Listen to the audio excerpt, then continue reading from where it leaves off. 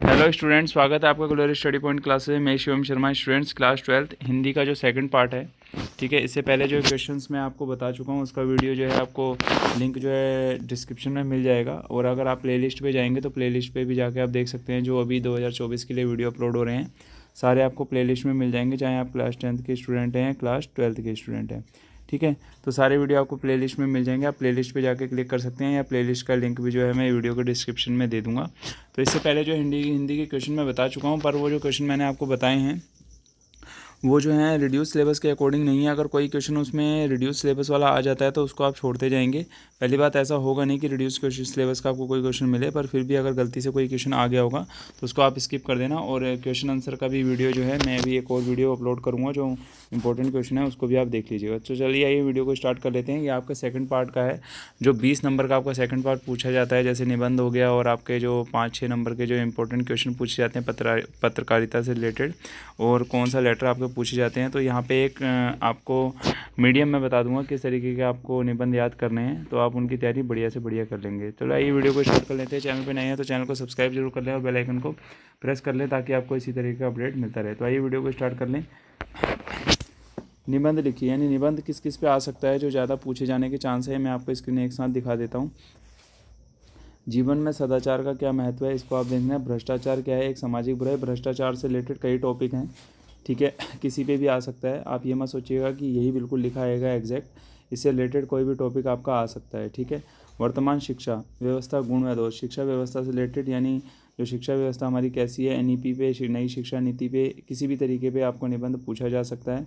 प्राकृतिक आपदा और उत्तराखंड। प्राकृतिक आपदा जरूरी नहीं है कि उत्तराखंड का ही आपसे पूछे, ठीक है, कोई भी आपसे पूछ सकता है, ठीक है। तो आप इन सब चीज़ों को याद कर लेंगे अच्छे से। एक आपको करना क्या, निबंध याद करने का सबसे बढ़िया तरीका होता है कि उसके हेडिंग आप याद कर लें।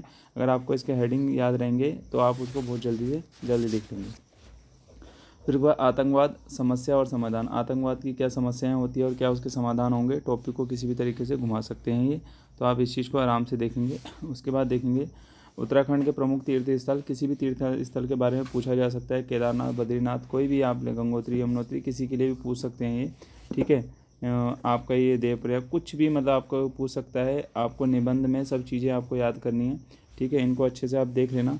हमारा प्रजातंत्र, भूत और भविष्य, ठीक है, इसको भी आप देख लेंगे। महंगाई की समस्या एवं समाधान, ये नॉर्मल टॉपिक हैं, इन सब के बारे में आप अपने हिसाब से भी लिख सकते हैं। मैंने एक सैंपल के तौर पे आपको ये निबंध बता रहा हूँ, ठीक है। निबंध आपको 200 शब्दों का आता है, कम से कम आप 2 से ढाई पेज, उसमें 3 पेज तो कम से कम मान के चलें लिखेंगे।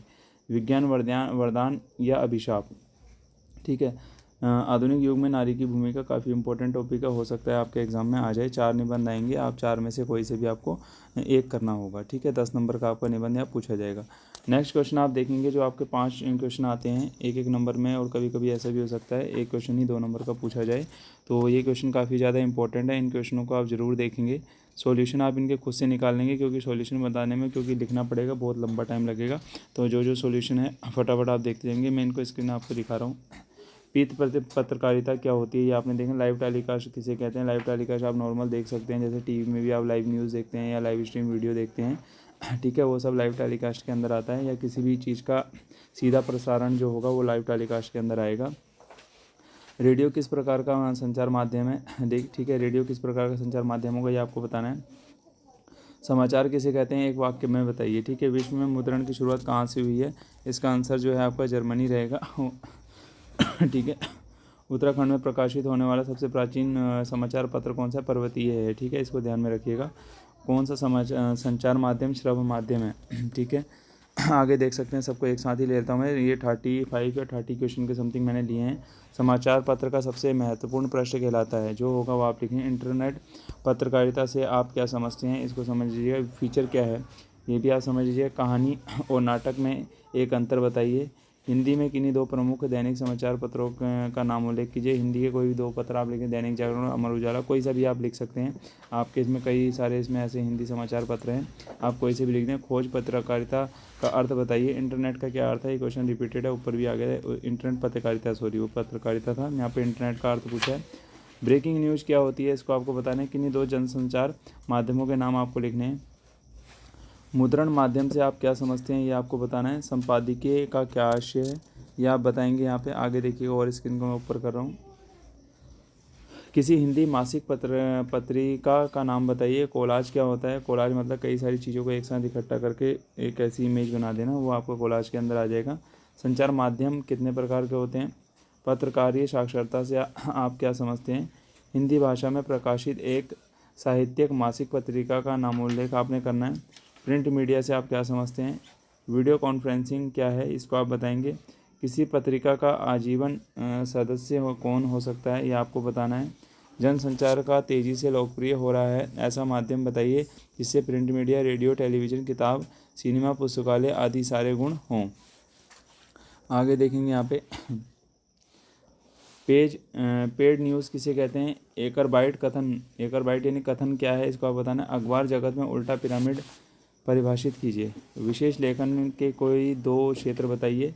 ये सारे क्वेश्चन आपके इंपॉर्टेंट हैं, इन सबको एक एक बार रट्टा मार लेंगे, बहुत जल्दी आ जाएंगे। एक एक शब्द में इनका आंसर लिखना है। निम्न में से कौन सा संचार का प्रिंट माध्यम नहीं है? ठीक है, ये आपको बताना है। निम्न में से किसे अखबार की अपनी आवाज़ माना जाता है?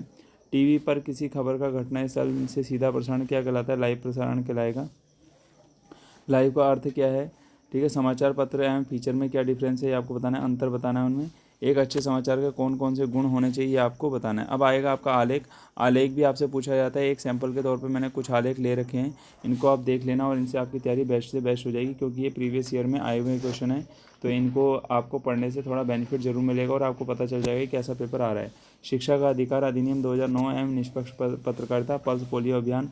मतलब जो आपका आलेख आएगा किसी न किसी उस पर आएगा, जैसे कोई अभियान हो गया या कोई सूचना जारी की गई है या कोई आदे उस तरीके का, ये चैनल पे धूम या इंटरनेट ज़माना है, ये करके कुछ भी आपसे पूछ सकते, मोबाइल के दुरुपयोग ऐसे करके कुछ भी आपका आ सकता है। ठीक है, दूरदर्शन पर चैनल की धूम अथवा इंटरनेट का ज़माना पर आपको एक आलेख लिखना है।